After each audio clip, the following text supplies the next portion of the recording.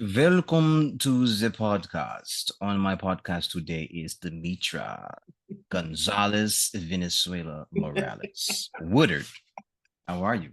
All that fantastic on this terrific Tuesday. All right, she's dating my podcast. Ladies and gentlemen, she's not supposed to do that, but Oh, she did it sorry. anyway. It's Edit that okay. out. Any day now, this will be released. Probably next week, coming to one near you. Um, how was your day? Good. No complaints. No Awesome. complaints. Just making it do what it do, in corporate America. But it's all good. How long have you been in corporate? Ooh. So I've been in corporate America probably over 30 years now. Oh, wow. Um, I've been at my existing corporate America job. Matter of fact, March the 8th, I celebrated 19 years on the books, but a total of 20 years. My first year, I worked as a contractor. So, yeah. As a contractor, what is it? Are you able to say what you do as a contractor? Yeah, it was the same thing. It's just I was not a full-time employee. So, it's like you're working through um a service agent, Okay. like what do they call them? Like the Temp uh, service. yeah, but they call them placement services, I believe. Okay. Yeah, because who I was working for, typically you got hired, full time, and I did. So, but I did that for a year. Okay. So obviously it pays well and you like it to stay for so long. Oh, absolutely. It has afforded me well. Amen to that. Amen to that. That's always a big thing, right? You want to be paid like you weigh, right?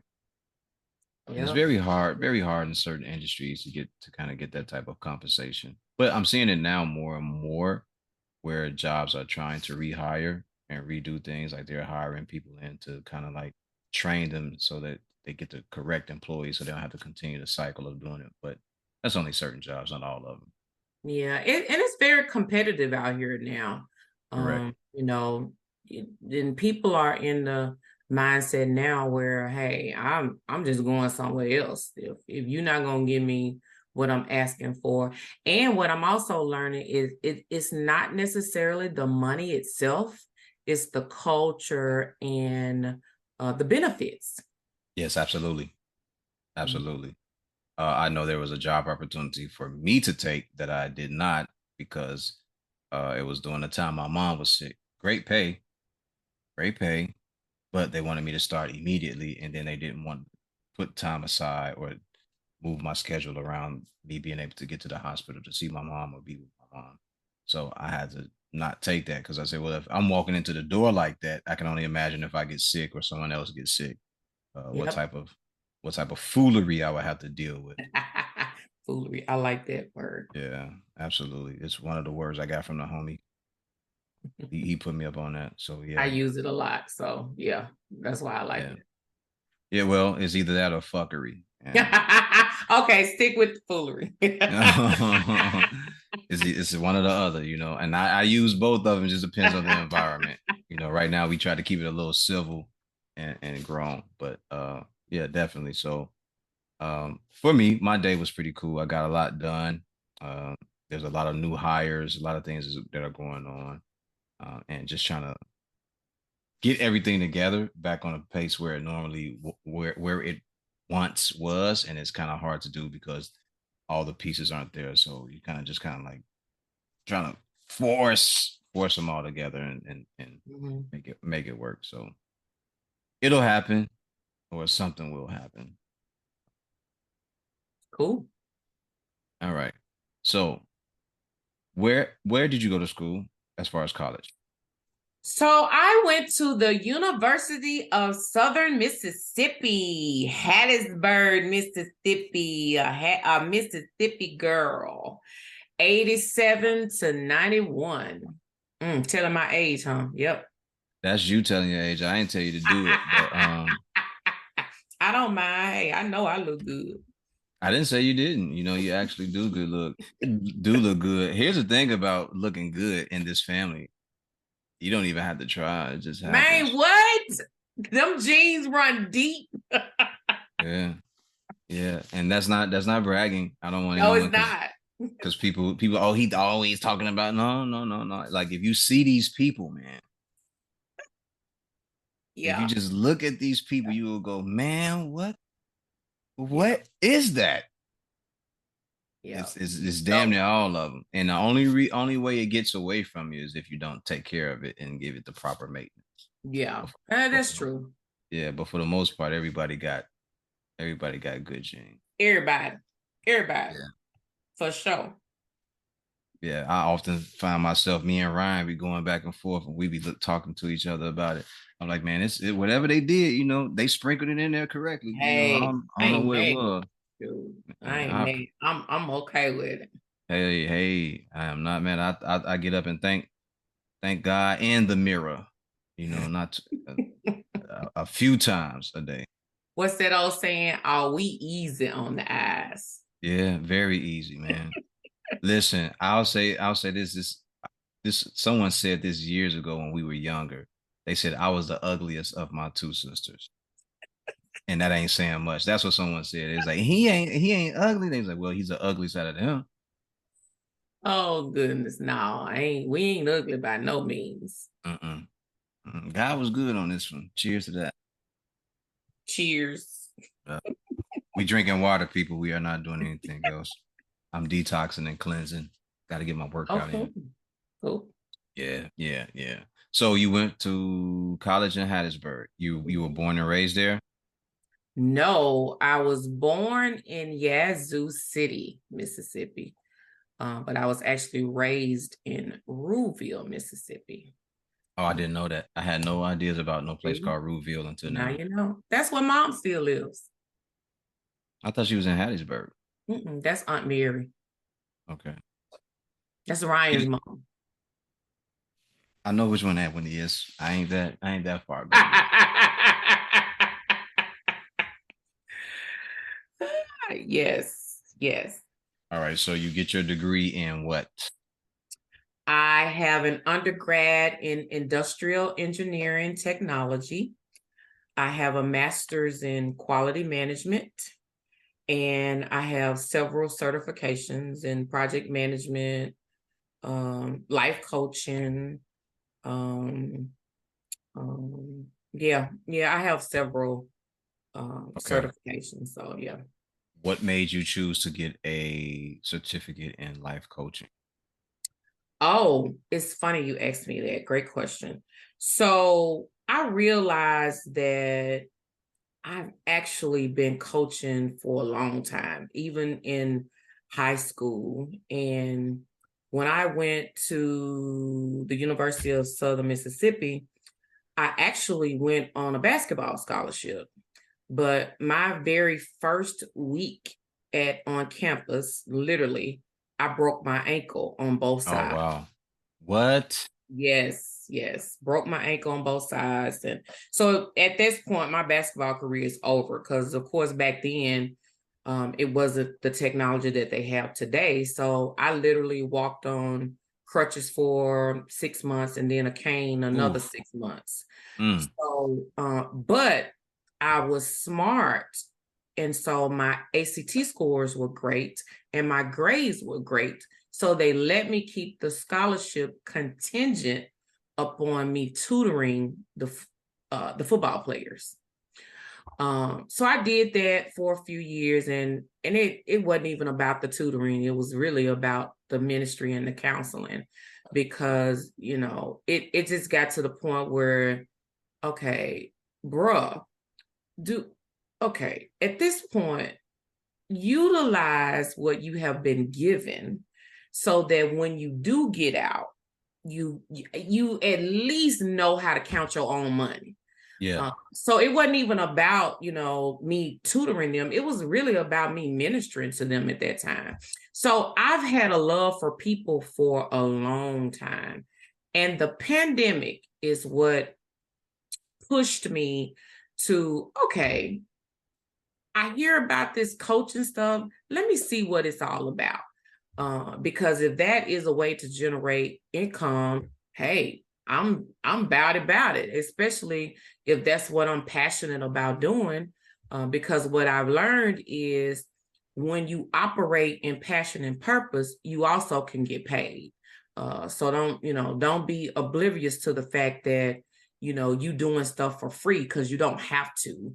Yeah. Because is money out there to be made. So I took the pandemic opportunity to sign up for life coaching certification, and the way it fell in my lap, I know that it was God given because I was asked to be a part of this certification program. I didn't even seek after it. It just kind of fell in my lap, and it was just a perfect time. I didn't have to go anywhere. All of the training was online because of COVID and the pandemic. So it was just perfect. It was just a perfect time. And so I knew at that point I needed to just roll with that. Okay. In the process of getting that, did you have your own role model or mentor? I should not say not role model, but mentor. Did you have your own mentor outside of your mom? Yeah, I have several people that I admire, and we communicate on multiple levels. And let me tell you what really sparked the whole life coaching thing. I have a good friend, old college roommate. Um, her name is Tanja Smith. She has several. She's an author, life coach. I mean, she's huge in the life coaching business. She's the one that piqued my curiosity because I found out she has a teachers keepers program that she's big in California, big in Georgia, and that's what she does, and she is so passionate about it. So when she come to visit, because we remained friends even after college, and I kept in contact with her, and when she started telling me about what she was doing and how she was really loving it, and I was like, man, I was like, sis, I really need to get into this. And she was like, yeah. She said, although you do what you do and you do it well, when it comes down to that money piece, people need to see that paper, and the paper meaning that license part. Although she said something that was really valuable to me and that stuck with me. She said, the paper doesn't validate you because you've already been validated. But when it comes down to the business part, you need it. So I was like, well, that makes a whole lot of sense. So that's why I just took the leap and just, hey, let me go and do this. This opportunity is not, I won't get this opportunity again, especially how it came to me.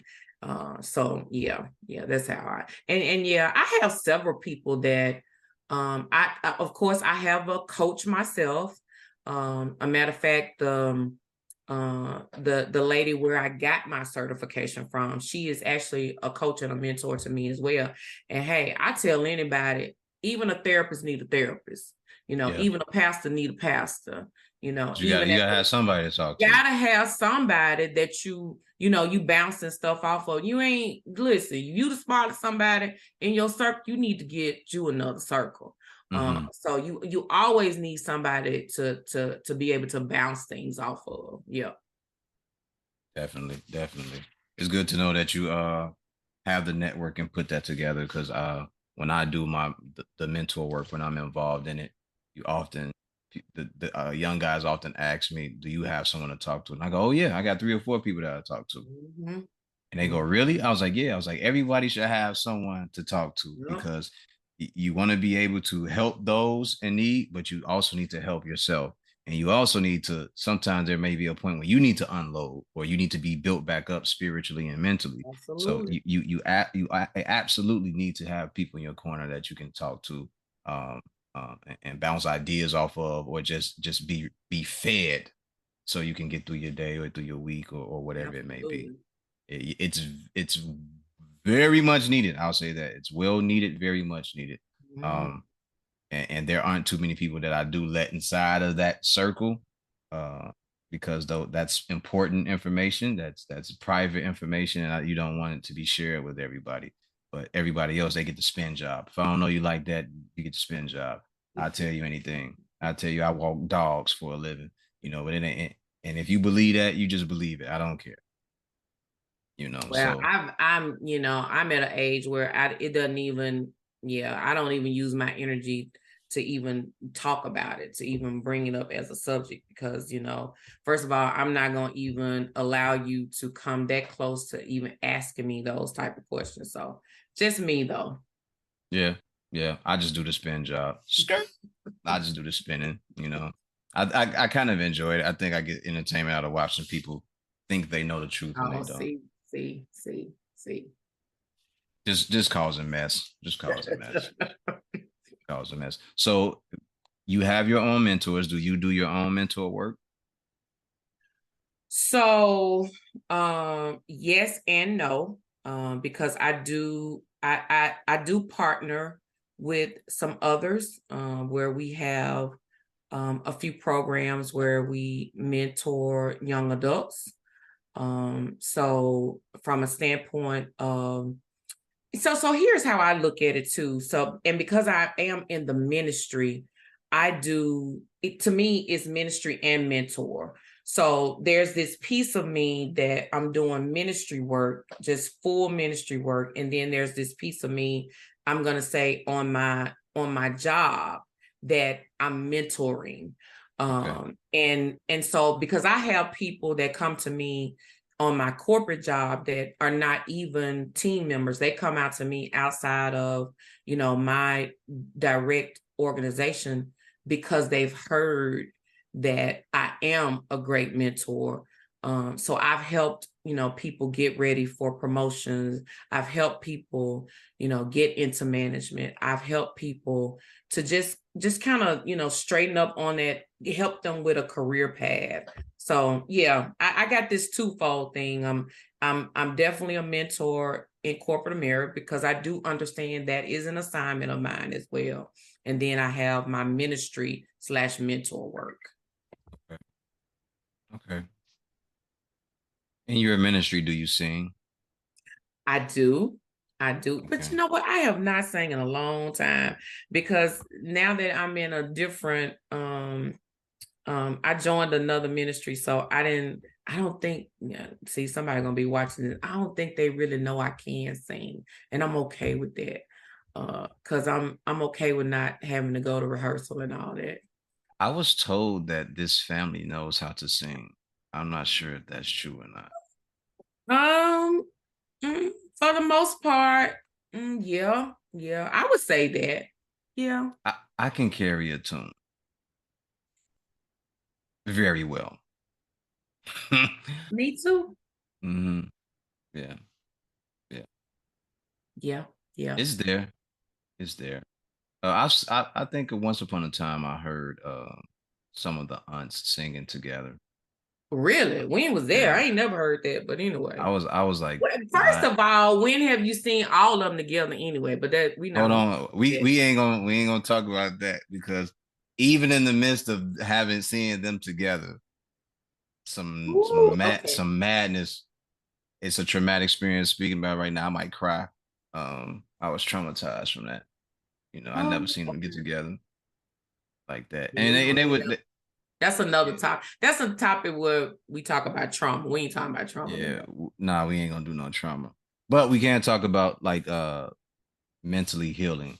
Do you find it hard, or is it something that you get a joy out of trying to help people get to a better place when you're Oh, dealing I with get their an men? absolute joy out of it, because it's important for me. So first of all, for me, mental health is health. And what I have been very intentional about in the past, especially the last 10 years, I would say even more, but specifically in the past 10 years, is to get in that space where I am mentally healed.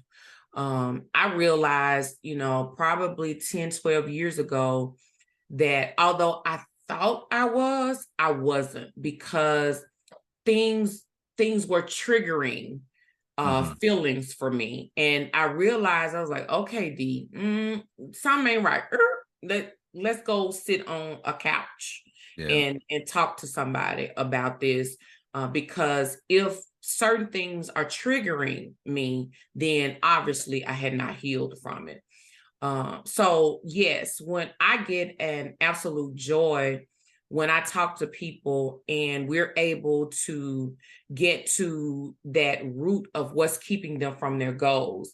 Because as a certified professional life coach, I'm not a therapist. I'm a coach. I'm trying to help you to get to a particular goal. But what I find when I'm talking to clients or even when I'm mentoring people, I realize that they have a root of something that has not been resolved. So I'm very adamant to them to, okay, you got to seek help for this because it's keeping you from maximizing your full potential. And because of that, you don't want that. So I strongly suggest that, you go talk to a therapist because this is not something a coach can fix for you. You need to literally go see a therapist. And so with that, I'm very intentional about my mental health. I have a strong practice, a strong routine that I do on a daily basis. I get up at 3:30 every morning. I start my day first by writing 3 things that I'm grateful for. And although I've been doing it a long time, I realized that I really hadn't repeated anything because once you start something, you realize that the magnitude of how blessed you are. And it just kind of helps set my pace. When I don't get into that pace of writing the things I'm grateful for, doing my prayers, doing my meditation, working out. When I don't do that, if I wake up and I'm all discombobulated, my day doesn't go well. I have to take a step back and say, okay, you can't allow this to impact your entire day. Let this be a moment. So I literally have to take a breather because I've been thrown off because I got out of my routine. Routine is very important for me. I'm a very structured person. So I have to somewhat stay in my routine. Can I be spontaneous? Of course I can. So am I flexible? Of course I can. But there are a few things that I am very strict about because it impacts my mental space.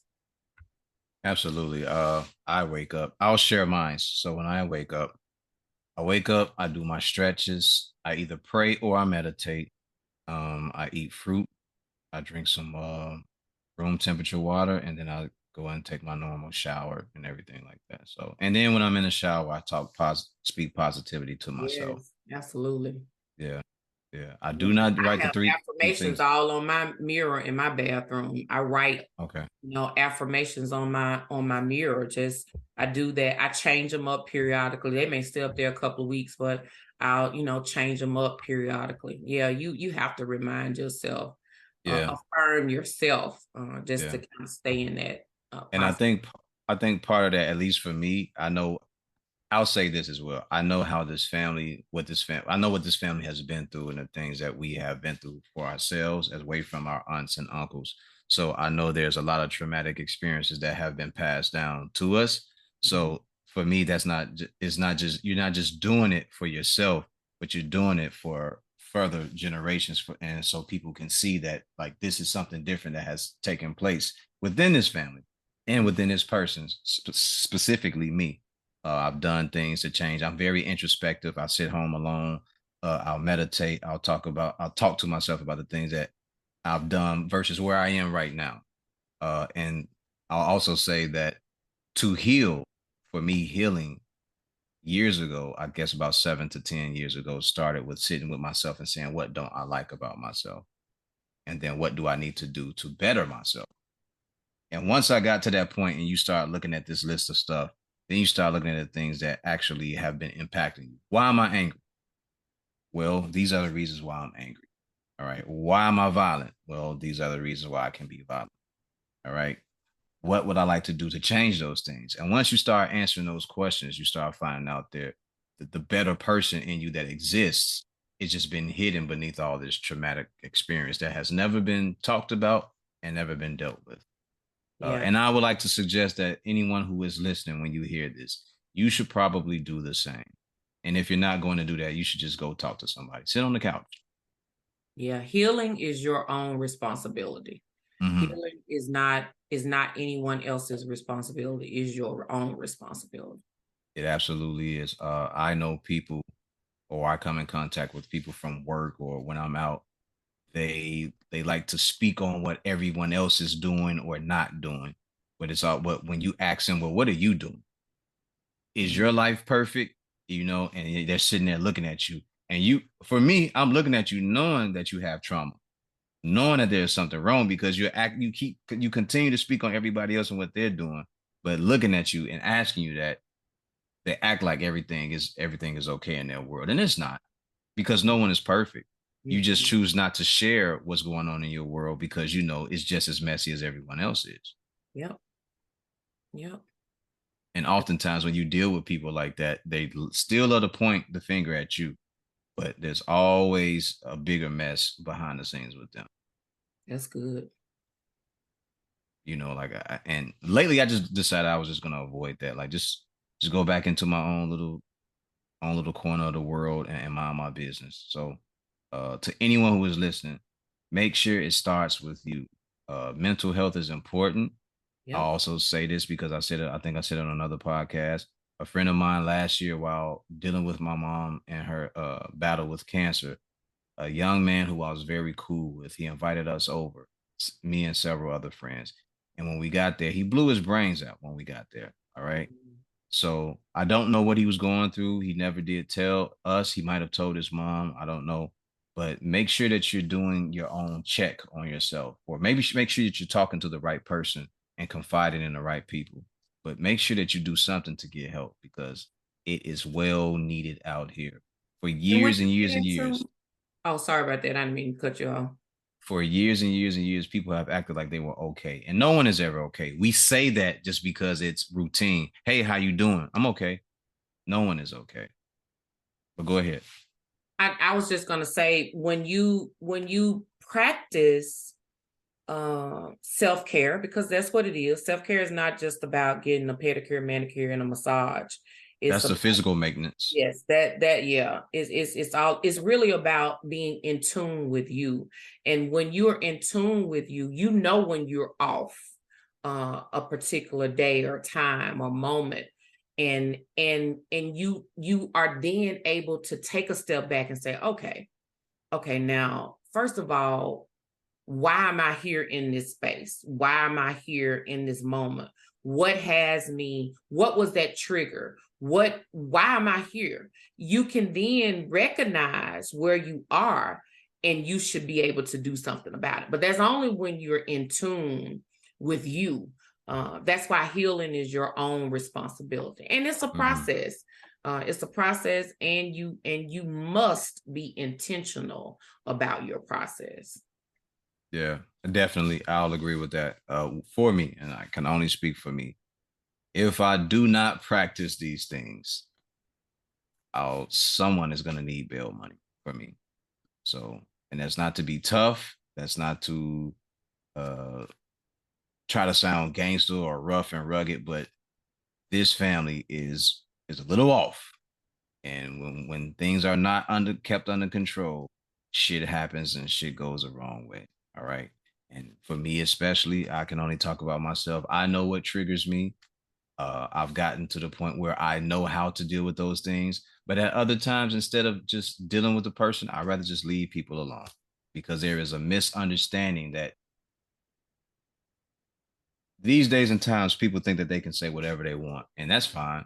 But there's a consequence to what you're saying. And I'd rather not show you, and I'd rather just leave you alone and get out the way because you're not worth the aggression and force that I'm capable of. And Mm-hmm. because I have so much to lose, I'd rather just get home and talk crazy on the phone to Dee Dee, everybody else, and have a good laugh instead of doing what I'm capable of. So self maintenance, self care, mental care, it is very important to everybody that's listening. Make sure you have the right people around you to talk to. It is needed. It is much needed. You Absolutely. you cannot heal. You cannot do well in life without having some type of healing on the inside. Health is wealth. especially mentally. It Your is. body needs to be healed correctly, and it needs to be a fine oiled machine, fine tuned machine. And then mentally, you need to be as sharp as possible. You need to know the things that trigger you in the wrong way. And you need to be able to talk to people about it. Hey, I don't like the way you said that. I don't like the way you did that. And if they don't comply, if they don't agree with what you're saying, that's not the type of person you need to be around. Yep. Totally agree. Yeah, Totally. yeah, yeah, yeah, yeah. You cannot heal what you don't confront. So, Hey, if you don't confront that, then what's the expectation? It's the same way with you expecting someone to read your mind. If you don't communicate your feelings, then how do you expect someone to correct what did put you in that space of feeling? So you got to confront it. You got to take a step. You got to take that step and say, look, I'm a mess. yeah, I am a mess. yeah, And what I've learned is God can heal your mess. He can turn absolutely. that mess into a miracle. But you got to confront it. And you have to admit that it's a mess, just like they tell the alcoholics. Hi, my name is Matthew, and I'm an alcoholic. Hey, my name is Matthew, and I am a mess. And you have to be willing to say that Yep. and stand on it and say there are things that I need to work on. You know what I mean? And that's the first step into getting into a better spot. Me and Alex was talking on the phone the other matter of fact, just yesterday morning. And I was like, girl, you gonna make this a tweetable moment, even though I don't use Twitter. I do post on Facebook though. She said something that just really hit me, and it made me really think. She said, Mom, I was listening to this podcast, and the guy said, you cannot heal a body that you hate. Mm. And I was like, okay. That's right. You show right. And in essence, what we got to talking about, and I was like, okay, that's probably why people fall in and out of this emotional eating. They fall into these different ruts, or you looking in the mirror and you don't even you hate what you see, because it's a difference. For me, I look in the mirror and I say, okay, girl, you need to get rid of this foo-poo, this stomach. So what you gonna do? I don't necessarily mean I hate it. I know I got to do something about it. But think about if you sitting there and you literally hate what you see. So if Yeah, you hate what you see, you're falling into this self-destruction. I was like, ooh, that was good. That was yeah, really yeah. You sitting there looking at it. You know what's there, but do you love it? Do yep, you love it? And if you don't love it, what are you willing to do to change the way it looks? yep, Again, it all starts with self. All yep. right, I have a question. Is failure a loss, or is it an experience? Or is it just a failure when you stop doing I was just gonna say, to me, I define failure as a part of your success, it? because when you fail, it doesn't mean that it's over. It just means that that's a lesson that you had to learn so that you don't repeat the same thing again. So it doesn't mean to quit. It doesn't mean that it's over. It just means that you need to do something different. Yeah, that's it. That's it. I've said it on the previous podcast. If I haven't, if no one has heard this yet, the man who invented the cleansing application 409, he did not get it correct until the 409th time. Wow. So that's where the 409 come from. Bum See, bum. I learned something new today. I was gonna get you with something, an uppercut, a hook, a jab, something. I was gonna catch you with something, you know. Learned something new today. Yeah, he did not get it right until the 409th time, hence the name 409. So that man was dedicated to succeeding and getting the correct formula for a cleansing application. So we Yep. all have to be dedicated to succeeding at whatever it is that we're trying to do. Application of information is important, but the consistency in doing it is a key as well. It doesn't matter how many times you do it. It only takes that one time to get it right. That's right. It That's only takes one time to get it right. So you just have to keep working and just know that your day is coming. I heard a story. Someone told me that a guy dug for years into this into the ground for this to get some diamonds out. I forgot how the story goes, but he said he dug for years and years and years and years, and he had only come up on a few pieces of diamonds. And one year he got tired of digging and he sold the plot. And they said the guy that he sold it to dug 2 more feet and hit everything that he was looking for. Mm. And he said Wow. all he had to do was dig 2 more feet. If he would have just kept it for the rest of the year and dug 2 more feet, he would have been rich. Wow. I So mean, it's not. I even look at with the company that I work for. Fred Smith is the founder, and I don't know if you've ever read his story, but first of all, the instructor gave him a very low grade on his paper that he wrote concerning FedEx, and he tried to launch the company, I want to say 2 or 3 times, and failed.